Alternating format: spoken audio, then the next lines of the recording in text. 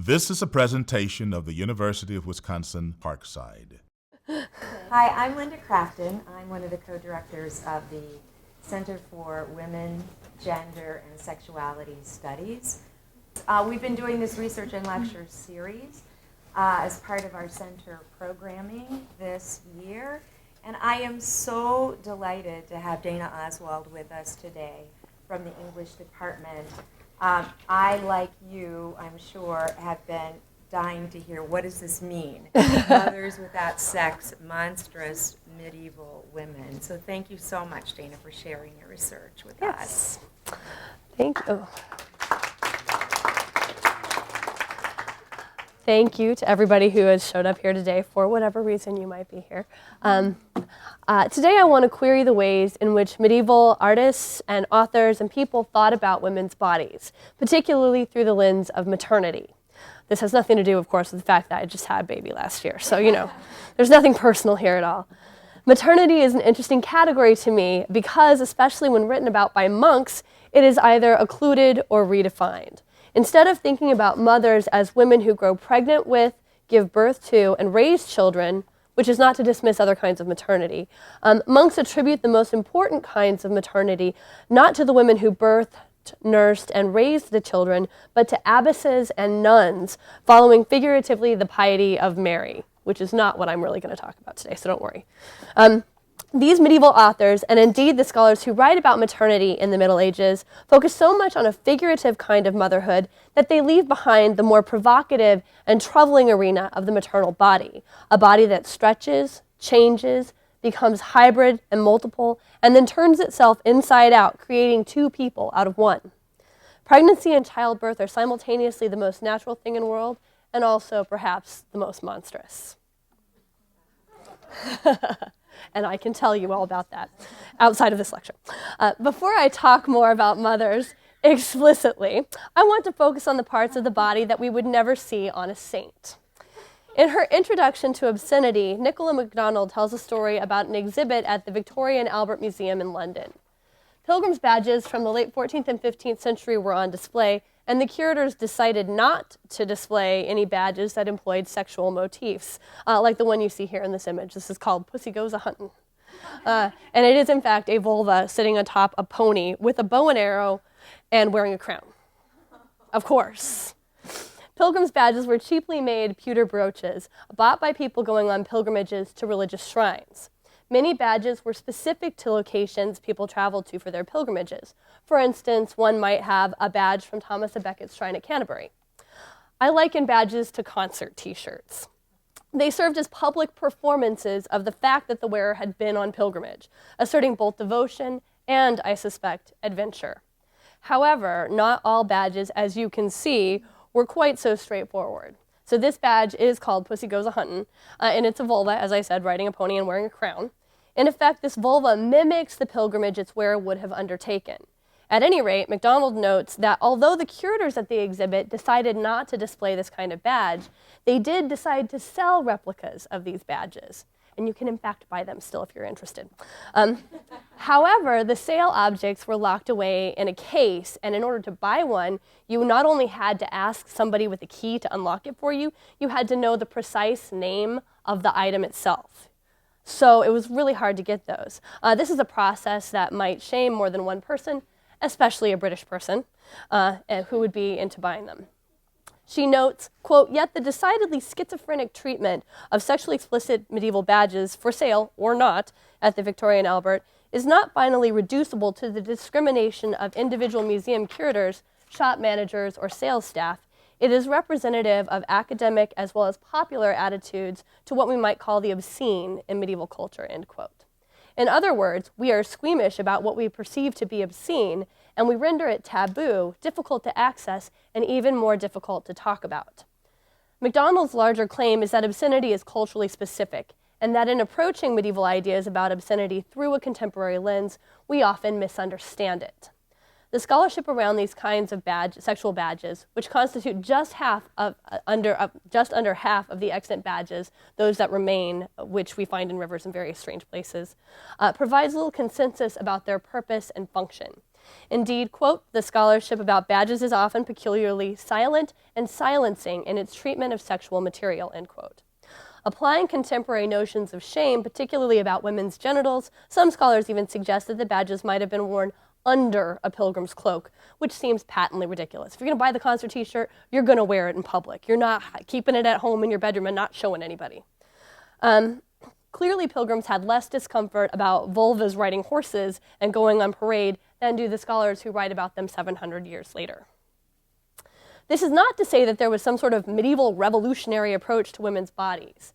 Rather, I want to demonstrate that this is a culture that is willing not only to depict, but to wear, and not in small numbers, images of personified vaginas.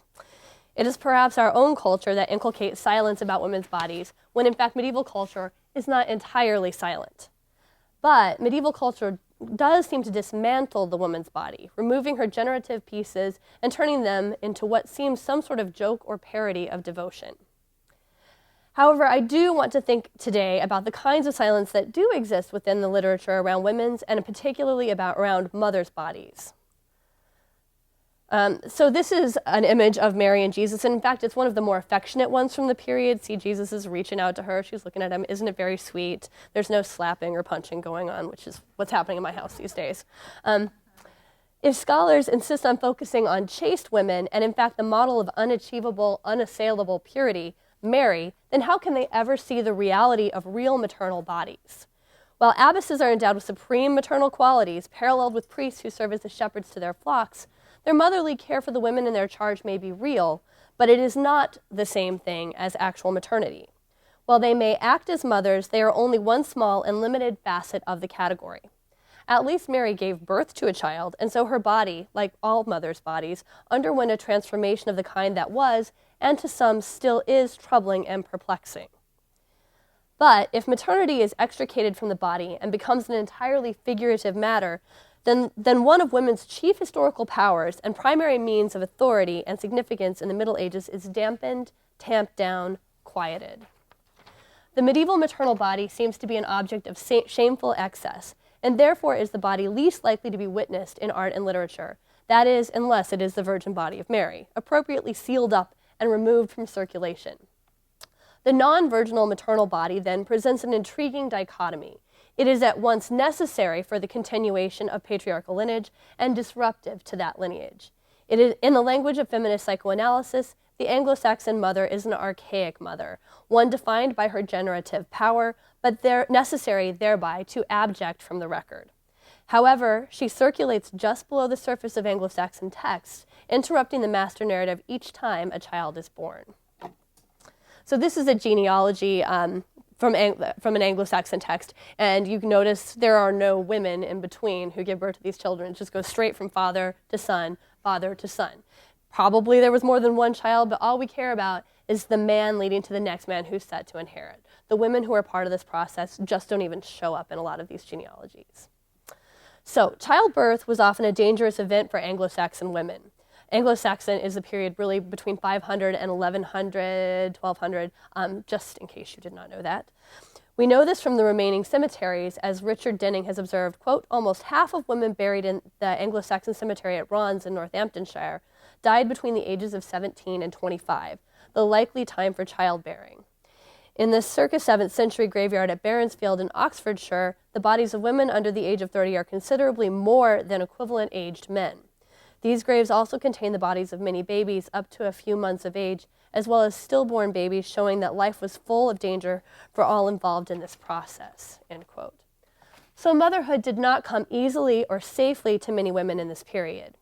In Anglo-Saxon lineages, fathers' names are prominent, while mothers' names appear rarely, if at all. As Mary Dockeray Miller states, quote, in Anglo-Saxon culture at large, both during and after Bede, patrilineage was the focus of most extant genealogy. Such a patrilineal focus was also coupled with usual exclusion of women's roles and names at all, erasing and eliding the biologically crucial maternal body from both the family tree and the historical focus, end quote. Thus, mothers are written out of questions of lineage and out of the literature that perpetuates and reflects the patriarchal culture. This element of removal, however, highlights the power of these women's bodies. Their ability to reproduce makes the family tree possible. As Julia Kristeva argues, fear of the archaic mother turns out to be essentially fear of her generative power. It is this power, a dreaded one, that patrilineal filiation has the burden of subduing, end quote. In order to subdue the archaic mother, Kristeva suggests that this patrilineal filiation constructs the maternal body as abject, that which has been defiled and must be extruded. Essentially, it's gross, and we have to get rid of it. The authors of Anglo-Saxon literature seem to form this abjection not only by writing mothers out of lineages, but also by excluding them almost entirely from the literary record. If the medieval approach to women is to reduce them to their vulvas, insist on their virginity even after childbirth, or remove them from the historical record entirely, then we should begin with a mother who ironically possesses many of the qualities that all of these authors and artists wish to hide. Okay, so here we are in Beowulf. The problem with Grendel's mother, aside from the fact that her son can eat 30 men at one sitting, is precisely situated in her name. She is a mother who disrupts the usual kind of lineage. Grendel's mother neither appears nor is mentioned in Beowulf until almost a third of the way into the poem, although her son has been wreaking havoc for almost 1,000 lines. We know only that Grendel has a mother. Whether his father is human, monstrous, or even necessary to Grendel's mother's ability to reproduce is unclear. I'm going to read a little Anglo-Saxon here for you because it's fun, but then I'll translate it, so don't be worried that you don't understand what's happening. Ich that landbond leora mina, stella redenda sejon hirda, that jas jasawan, swilcha twean, mikkel mirkstappen, morris helden ellergastas. Där author was, das they, he jewittlikost, jewittan merktan, eresa onliknes, author ermschappen, on werest wastmum, reklasted trade, nefna he was mara than any other man, donna on yerdagam grindel namden, full de bwinda, no he fader kunen, whether him inig was erkinden dien ragasta. I have heard land dwellers, my people, hall counselors, say this, that they have seen two such large border wanderers holding the moors alien spirits. The first, as far as they could ascertain for a certainty, was in the likeness of a woman. The other, miserable in the form of a man, traversed the tracks of exile, except he was greater than any other man. Land dwellers in days of old named him Grendel. They did not know whether for him there was any father, earlier born of secret spirits. Although Grendel is the more savage killer, Grendel's mother is the genesis for Grendel. Without her, Heorot would not have suffered Grendel's 12 years of virulent man-eating attacks. She acts as an origin in this poem, an archaic mother in whose body we find what Kristeva notes as, quote, the desirable and terrifying, nourishing and murderous, fascinating and abject, end quote. Here I like to show Angelina Jolie. I'm not the only person who thinks that Grendel's mother has this sort of sexual capacity, although there are many issues with this movie. I think it's really interesting that we show Grendel's mother as this very sexualized object, as well as powerful and frightening and terrifying and killing, I guess, of people. What must be most feared about Grendel's mother is that she might not need a father in order to bear children. The trace of this erasure, the gap in Grendel's genealogy, draws the audience's attention to it, and thus to the reproductive potential of Grendel's mother. Rather than obscuring a disturbing moment, the poet's omission makes Grendel's mother's body more transgressive, not less. Grendel's mother acts as an origin in this poem. She is troubling not because she is uncanny, like Grendel, but rather because she possesses a body that is hybrid, neither woman nor man, but somehow, at least in terms of procreation, both. She moves beyond the problem of the familiar unfamiliar, but presents another paradox, that of the desirable grotesque. She is both obscene and appealing, perhaps more appealing when you have Hollywood fake high heels attached to your feet. The greatest threat provided by Grendel's mother is her identity as mother. It is through her offspring, but more centrally through her autonomous fertility, that she threatens the patriarchal order. She is the only parent of Grendel, an archaic mother who, as Barbara Creed says, quote, is the parthenogenetic mother, the mother as primordial abyss, the point of origin and of end, end quote. She need not function as male. She instead acts as a single point of origin, a female one. She serves as an abject figure, a woman, especially a mother, whose body must be rejected and excluded in order to establish patriarchal and patrilineal identity. Grendel's mother must be defeated here not simply because she is a physical threat to Heorot like her son, but because she, as a single origin, disturbs the patriarchal social order through her excessively sexual and reproductive body. All right, so I'm going to move on to another text, and I want to define monstrosity just a little bit for you before I move forward. So I define this as John Mandeville, who's a little later, and he suggests that monsters are deformed against kind. So kind meaning anything within their category. Now, how we define that category is much more difficult. Are mammals all of the same category, or is it humans, or is it women and men? I suggest it actually becomes very specific. So for me, hybrid monsters take on the qualities of two or more kinds, therefore being deformed against kind. So here, a mermaid has qualities of both the human and the fish. A centaur has qualities of both the human and the horse. For me also, what I'm going to talk about here are sex hybrids that take on qualities of both sexes. And this is particularly in the medieval understanding of sexuality and in terms of bodies. So I don't want to suggest anything about transgender or anything like that here because I think that those are valid and important categories that we need to think about. All right. So while Beowulf does much to cover up the genesis of Grendel, another Anglo-Saxon text, The Wonders of the East, is permeated by the births of a variety of monsters. Wonders, a kind of catalog of monsters, uses and reuses the phrase Beoth Akenda, there are born, and yet it is a text never cited in discussions of mothering. Perhaps because what is giving birth and what is being born in Wonders is not human, but rather monstrous, bestial, hideous. The monstrous humans described and illustrated in Wonders are visibly monstrous, and we are told repeatedly that they are born in these exotic eastern regions, presumably to mothers who are as monstrous as they are. The language of the Wonders text articulates the genetic nature of monstrosity as a born quality.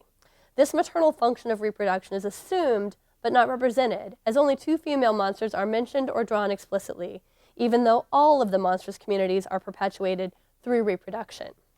We are told, for example, quote, there are people born there who were 15 feet tall, end quote, and assume that these monstrous people get and beget children in the usual ways, despite their excessive height, or in the fact that they may have faces in their chests or tails. While these monstrous mothers of Wonders seem to be occluded both in the literary record and in subsequent scholarly conversation, they are also rendered invisible because their bodies, already so transgressive, are positively unthinkable in terms of pregnancy and birthing. A monster is a powerful symbol of aggression against the human, but a female monster presents another dilemma. As a monster, she might be an immediate physical threat, but as a woman, she should not be, although she might be threatening in other ways.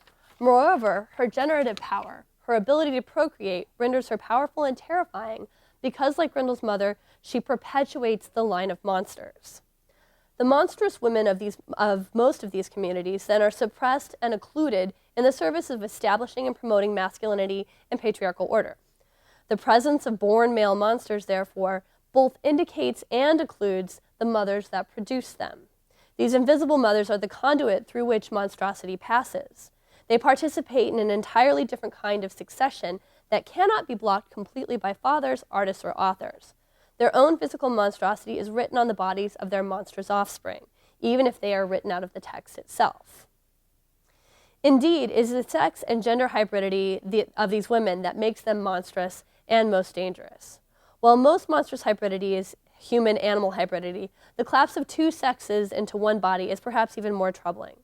As Jeffrey Jerome Cohen argues, quote, the monster is dangerous, a form suspended between forms that threatens to smash distinctions, end quote.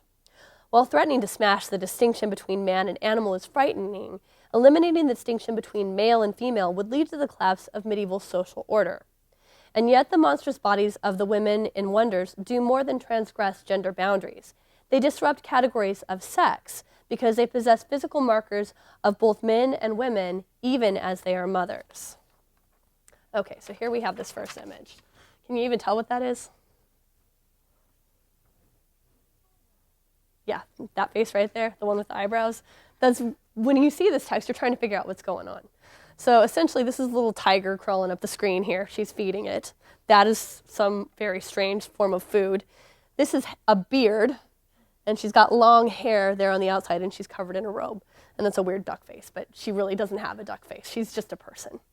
So it's just a sort of strange drawing. This is from the same manuscript that Beowulf is in, but it's a different text. The first group of women mentioned in Wonders is the Huntresses, although by looking at the image that accompanies their description in the Tiberius manuscript, we might not identify them as women. The author clearly points to their sex twice in the paragraph describing them. First, he tells us that, quote, around those places, women are born.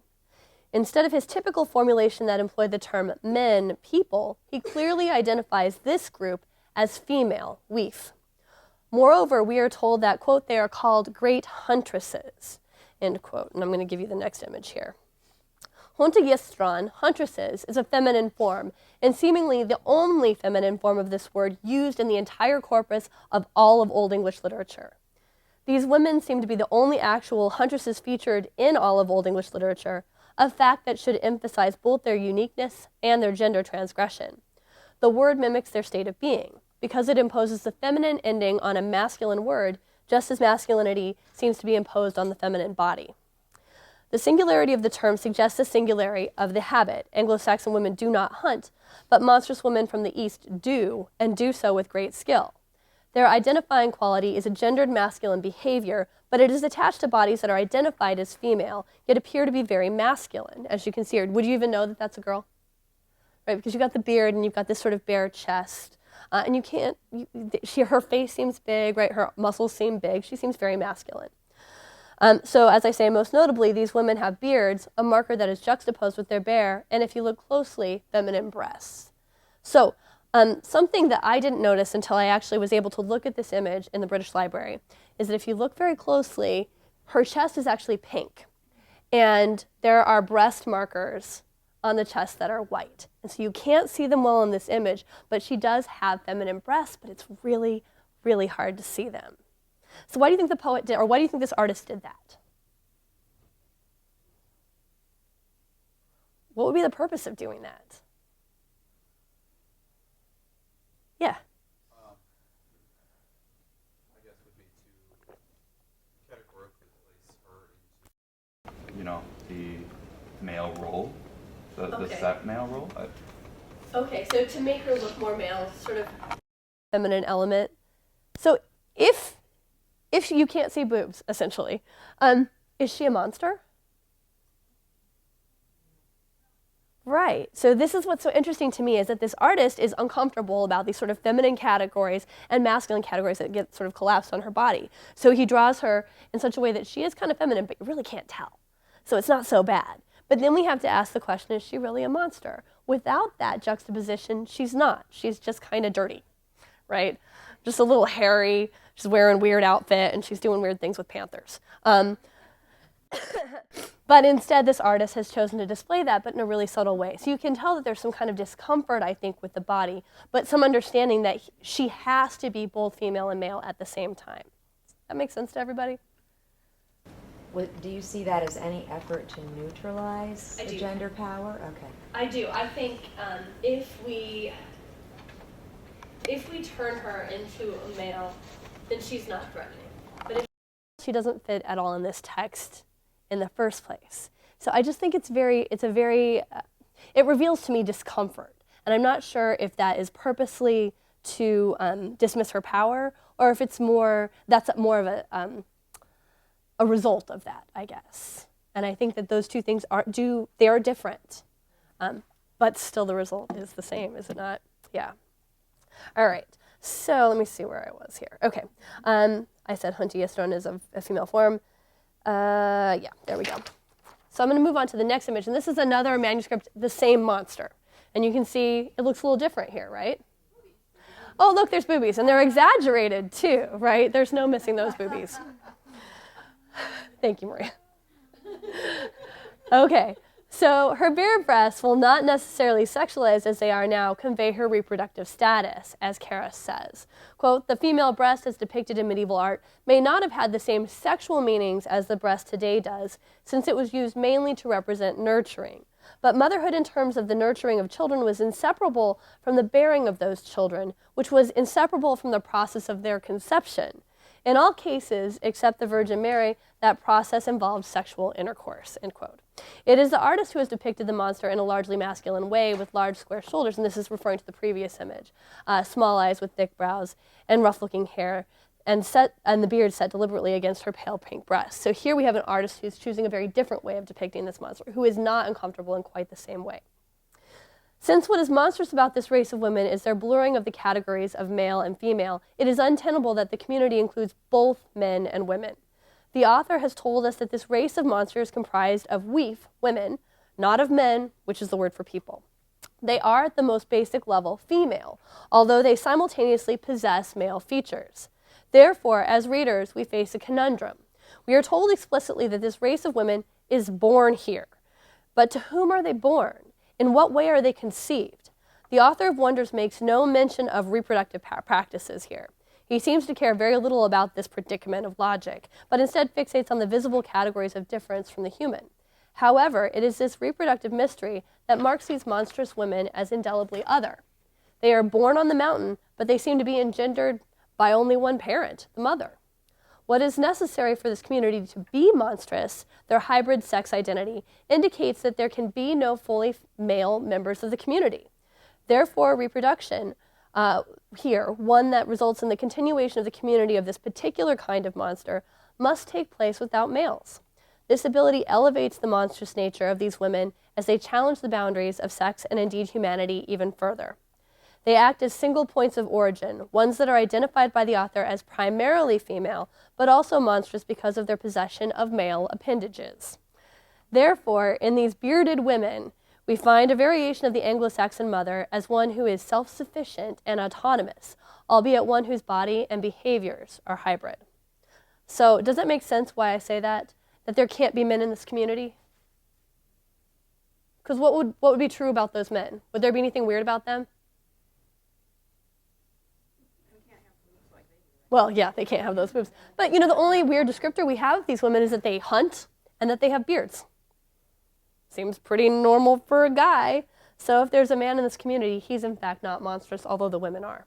So, to me, the logic here is that the community has to be comprised only of women, or it's not a monstrous community. All right. So, I'm going to move on to the next female monster here. Yes, ma'am.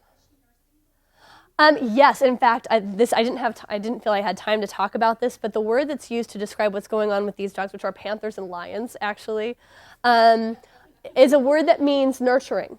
And it's the word that is used to describe nursing. I don't think we can make the argument that she's literally doing that here, but I think that there is this idea of maternity that's embedded in the way that she raises and trains these excessively strong, creatures. Yeah? Good question. Thank you for asking. And I didn't set that up. All right. So here we move on to my next woman. Can you tell what's going on here?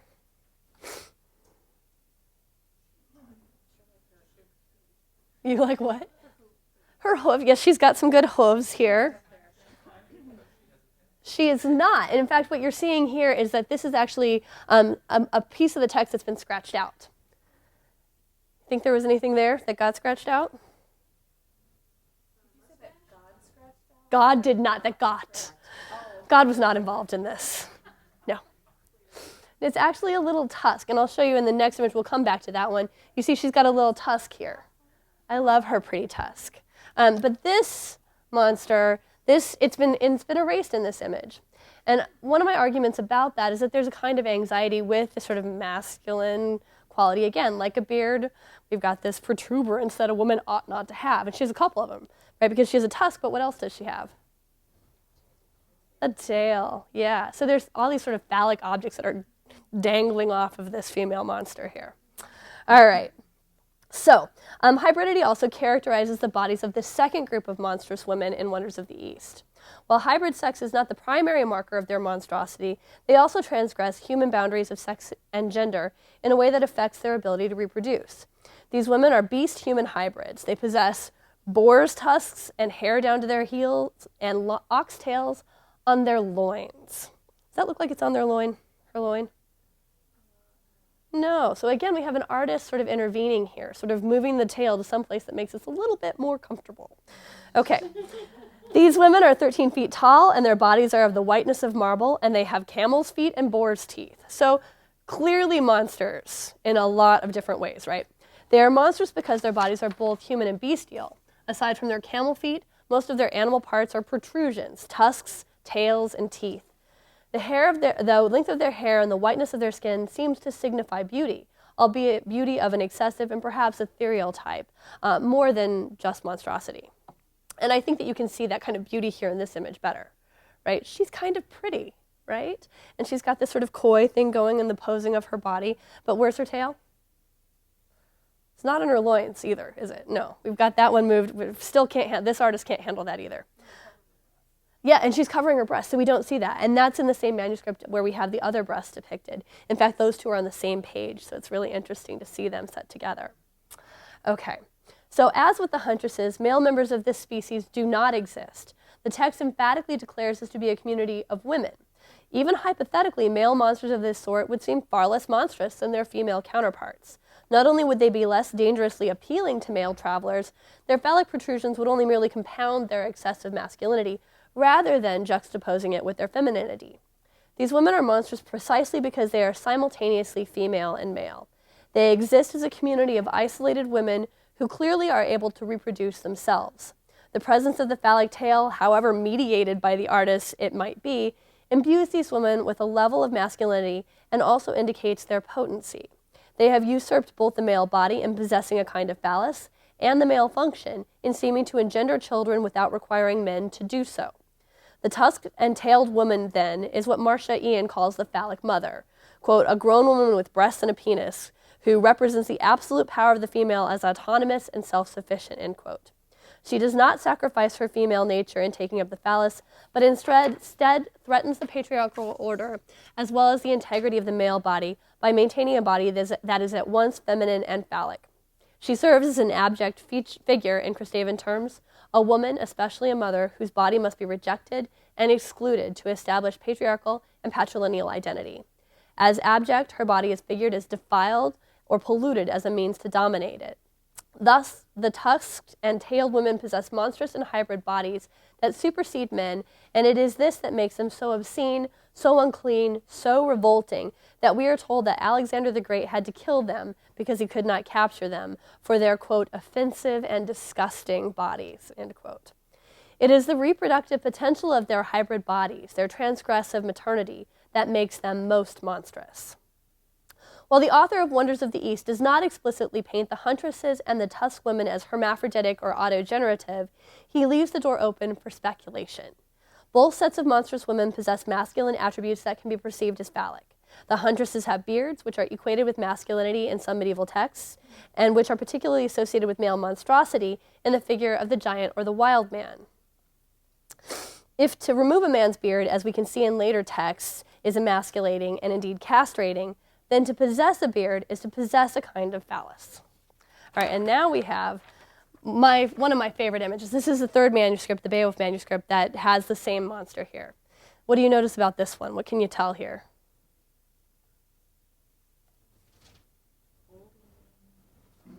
Well, she's holding a flower or something, right, which is interesting. What else do you see? Yes, she does. They're pretty big. Those are some mom boobs right there. Yeah, they have been used. Okay, so she's got boobs. What else?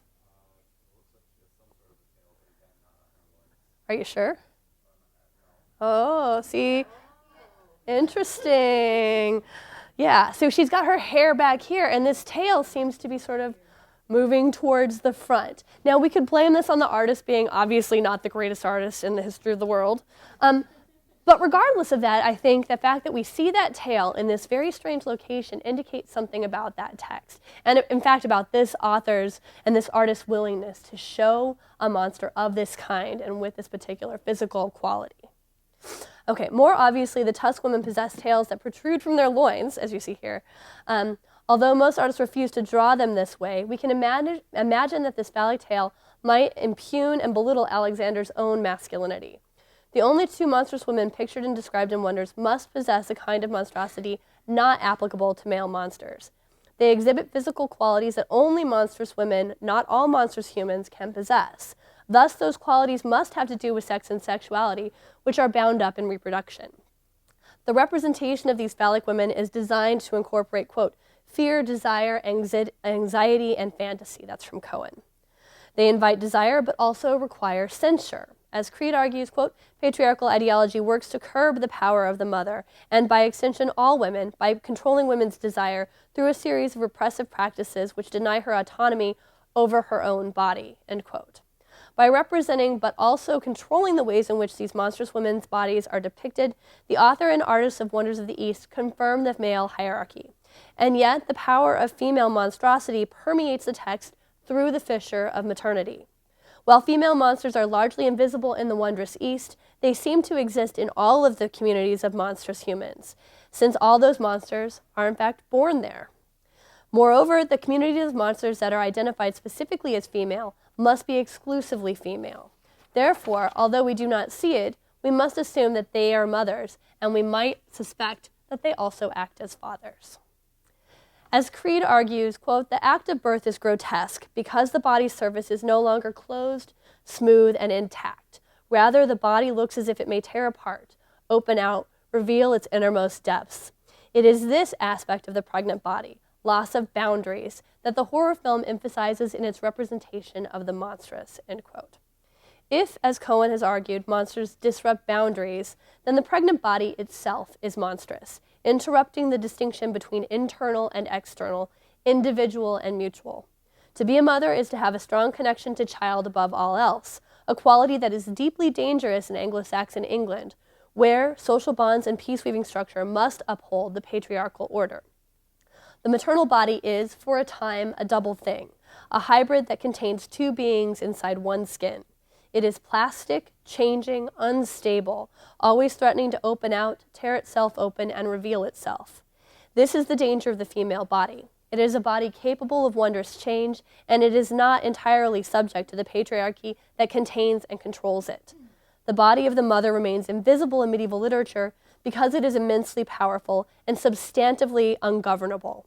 The only way to co-opt is through representation, in the writing of genealogies that leave out mothers, or in the drawing of monstrous forms that are born to invisible women. The maternal body is, quote, desirable and terrifying, nourishing and murderous, fascinating and abject, end quote. It is double, and its procreative abilities, whether parthenogenetic or traditional, render it monstrous and marvelous. When even human mothers are occluded, we cannot be surprised that monstrous ones remain invisible. Yet it is these monstrous mothers, women whose bodies exceed the boundaries of nature and society, who reveal the presence and the potential of the medieval mother. Thank you.